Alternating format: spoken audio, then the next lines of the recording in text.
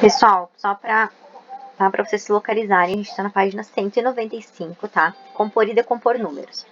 De acordo com o censo demográfico, tá, do IBGE, publicado em 2010, o número 896.619, ele representa, tá, o total de pessoas que no Brasil se declarava ou se considerava indígena. Então, a gente vai observar agora esse quadro. Aqui a gente tem classe das unidades, tá? E a classe dos milhares.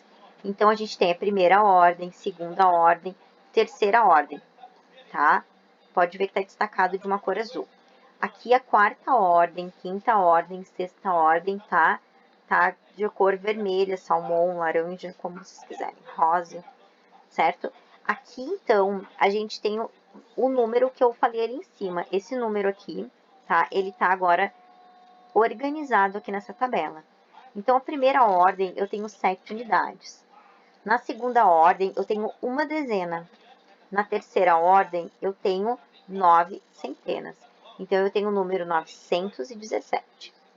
Agora, aqui na classe dos milhares, eu tenho 6 unidades de milhares, 9 dezenas de milhares e 8 centenas de milhares.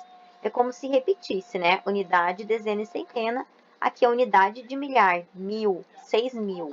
Aqui eu tenho dezena de milhar, 90.000. E aqui eu tenho a centena, 800.000. Então, ele sempre é composto, tá? Por 6 ordens.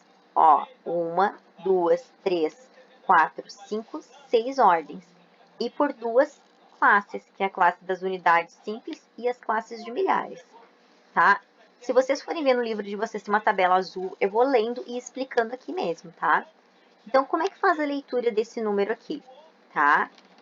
Se eu tivesse que escrever ele, eu escreveria 896.000, tá? E ele tá dividido aqui, ó, 917.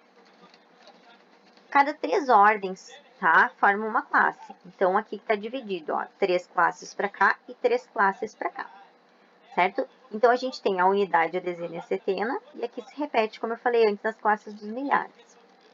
Nessa escrita, tá, de um número com mais de uma classe, deixa-se um pequeno espaço, tá? Se vocês observarem aqui, ó, ele não é grudado, ele tem um espacinho.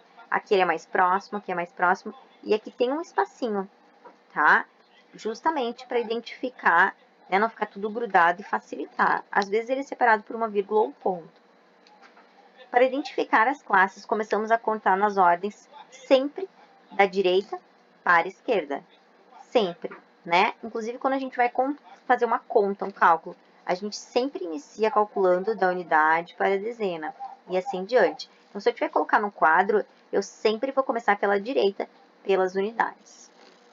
E nesse número, tá? Em 896.917, ele tem 8 grupos aqui, tá? De 100.000. Aqui, ele tem 8 grupos de 10 vezes 10 vezes 10, certo? Ele vai equivalendo, a gente vai botando aqui, ó, 9 vezes 10 vezes 10 vezes 10, no 1000. 6 vezes 10, ó, 10 vezes 10, a gente vai repetindo a quantidade para chegar àquela numeração ali, certo? A gente vai multiplicando, então também existe uma multiplicação nessa, né, para compor esses números, certo? Então a tabela azul que vocês vão ver no livro de vocês ali é o que a prof acabou de explicar, ok?